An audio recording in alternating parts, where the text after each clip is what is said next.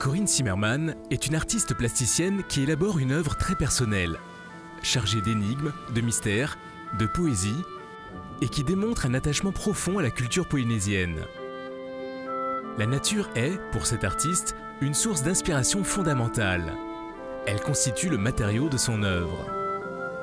On peut dire que je suis une contemplative, c'est sûr, et j'ai besoin de ces moments de contemplation qui vont nourrir mon travail. C'est comme une espèce de recueillement, en fait. Les expériences sensorielles vécues en plein air, ainsi que les divers éléments prélevés sur le terrain, participent pleinement à la composition de ces réalisations.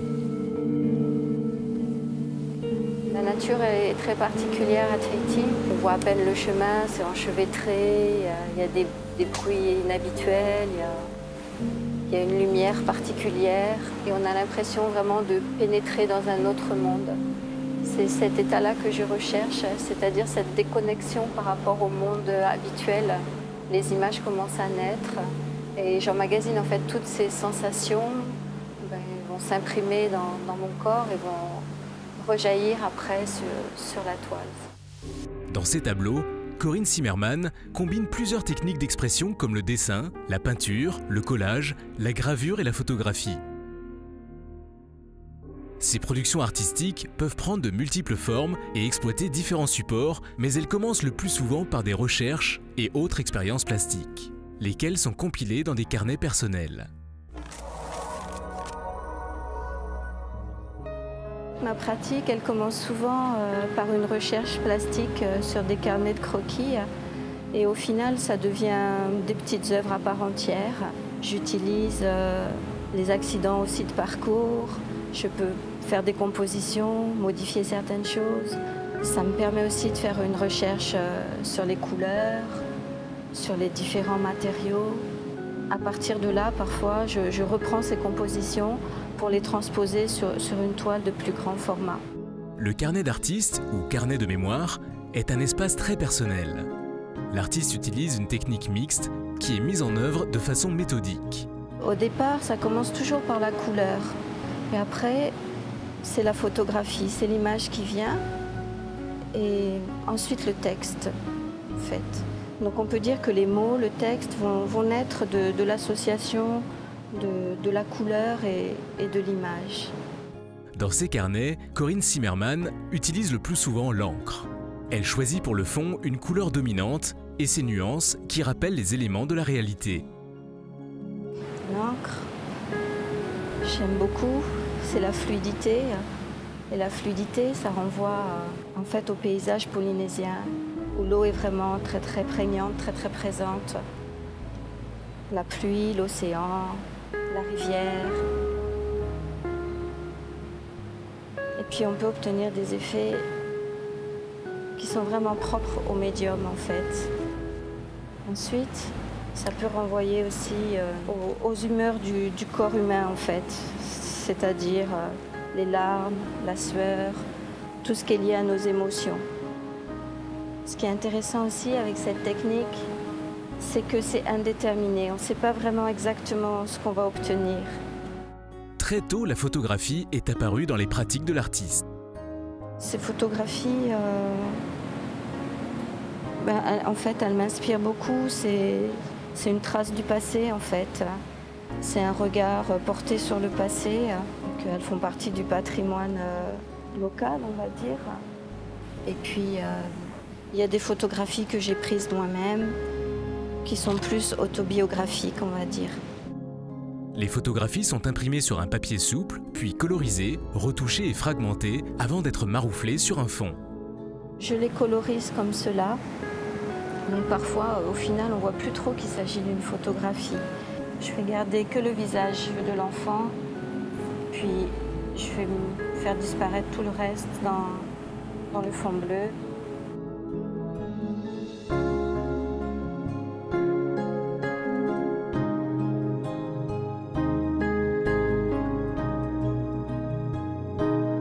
En peinture, Corinne Zimmermann utilise le plus souvent l'acrylique, qu'elle prépare elle-même à partir de pigments purs qu'elle broie puis mélange à un liant approprié.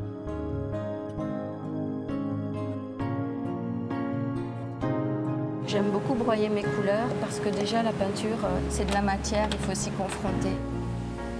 Il ne faut pas oublier que la peinture, c'est vraiment de la matière, c'est vraiment quelque chose de physique. C'est pas seulement visuel, il y a aussi une odeur, une texture.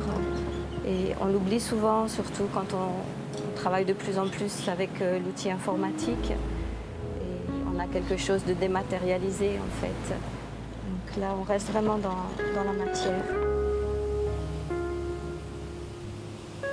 Il y a quelque chose qui me plaît beaucoup parce qu'en même temps, au moment où on broie les couleurs, on pense à plein de choses, on pense à ce qu'on va faire. Donc ça fait partie vraiment du travail plastique, ce moment-là en fait. Les carnets d'artistes gardent en mémoire des découvertes et des idées qui peuvent nourrir de nouveaux projets. Depuis 2 ans, Corinne Zimmermann crée des coffrets mémoire qui enferment en eux des univers composés de mots, de pensées, d'images et d'objets fétiches. Un peu par hasard, j'avais trouvé ces boîtiers. Ça me permettait de mettre des éléments de la réalité en fait à l'intérieur, c'est-à-dire de présenter à la fois l'image et les éléments qui m'ont inspiré cette image. Donc toujours dans cet esprit de dédoubler en fait entre la réalité et sa représentation, de faire un lien direct en fait. Donc ça me permet de mettre par exemple une petite pelote et on voit le lien là qui enserre la main sur la photographie, les éléments là comme l'algue trouvée sur la plage qui sont évoqués par le fragment de papier un peu en dentelle et puis les galets qui sont présents aussi dans la rivière et dans la mer. Parmi les œuvres de l'artiste, certaines sont composées de matériaux marqués par le temps. Il s'agit de bois flottés, glanés sur les rivages. Je les ai appelés poèmes marins, en fait, et Pere no Temiti. Voilà, ils sont déjà chargés d'une histoire, ils sont chargés déjà de poésie. Et à partir donc, de leur structure, je vais composer mon tableau. Comme d'autres plasticiens, Corinne Zimmermann regroupe et assemble sur un même support divers éléments qui deviendront source de questionnement. En fait, des matériaux qui sont issus de la nature, j'ai des morceaux de tapa, des feuilles de bananier, du kerehari, des feuilles de bambou, mais que j'associe aussi avec des matériaux industriels, des morceaux de carton, du papier, un peu tout ce que je récupère. Ici, sur celle-ci, j'ai marouflé un papier de riz japonais, en fait. On voit toujours le côté brut, en fait, du support. C'est ce qui me plaît. Les mots et l'écriture ont toujours inspiré l'artiste. Les mots plaisent pour leur sonorité, leur mélodie et leur pouvoir évocateur. Dans les œuvres de Corinne Zimmermann, ils s'inscrivent en langue tahitienne. J'aime beaucoup cette langue, oui. Je pense que c'est aussi une bonne façon de comprendre les gens qui vivent ici, c'est de passer par la langue, parce que c'est le contexte dans lequel j'évolue, qui correspond donc en fait à toutes ces images, à toutes ces couleurs. Ça correspond à la langue en fait de cet endroit, de ce lieu où je travaille, où j'évolue, où je vis. Les mots dans une toile, ça interpelle différemment parce que le regardeur il a envie de lire et ensuite il va essayer de mettre en relation le mot avec les autres éléments en fait du tableau. Les mots naissent vraiment de l'organisation spatiale, de la couleur, des émotions que je ressens au moment où je suis en train de créer.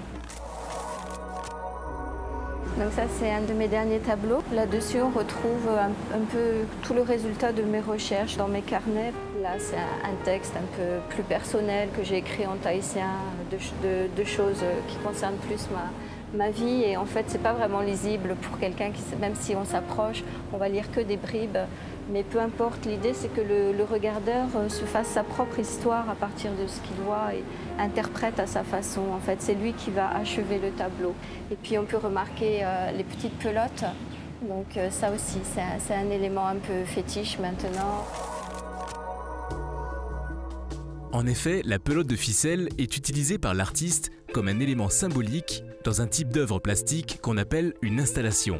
Alors une installation, c'est en fait une organisation d'éléments dans l'espace qu'on expose comme ça, c'est-à-dire au lieu d'exposer une représentation d'objets ou d'éléments de la nature, on expose directement les objets qu'on a créés en fait. Et puis bien souvent c'est éphémère, c'est-à-dire c'est là pour le temps de l'exposition et puis après on les enlève. Là la particularité de mes installations c'est qu'en fait elles sont interactives, c'est-à-dire que je demande au public de participer. Donc j'avais créé comme ça un grand nombre de pelotes, de ficelles et puis au bout de chaque pelote donc j'avais inscrit comme ça une émotion ou un ressenti. Donc les pelotes bleues, c'était plus pour les émotions un peu nostalgiques, les regrets, quelque chose quand même d'assez doux. Et puis les pelotes rouges, c'était des choses qui étaient plus lourdes à porter. Donc l'idée, c'est que j'offrais ces pelotes en fait au public. Je lui demandais de choisir une pelote et puis de la dénouer et de l'abandonner après sur place, d'abandonner la ficelle sur place en fait. Comme si on voulait se débarrasser en fait d'un sentiment trop lourd à porter. Donc au départ ça se présentait comme ça, voilà. Et puis ici c'est Mihira'a, le tourment, et voilà, on pouvait s'en débarrasser, le dénouer et voilà. Et on abandonne ce qui ne nous plaît pas, ce qui ne nous convient pas en fait, ce qui nous empêche de vivre léger et heureux.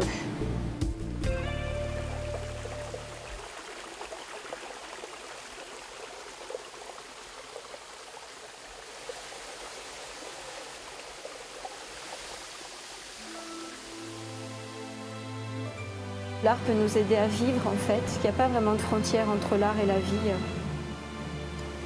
Et par des actions artistiques, eh bien, on peut se sentir mieux en fait.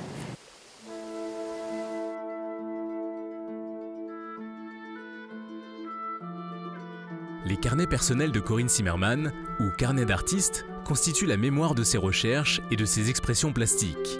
Ils forment un recueil de traces et une réserve d'idées. Ils sont à la fois une œuvre artistique et la matrice d'une œuvre future. Un carnet d'artiste est un véritable espace de liberté dans lequel se mêlent le dessin, la peinture, le collage, la photographie et l'écriture. Inspirez-vous de cette forme de création artistique et réalisez un carnet original d'expression plastique.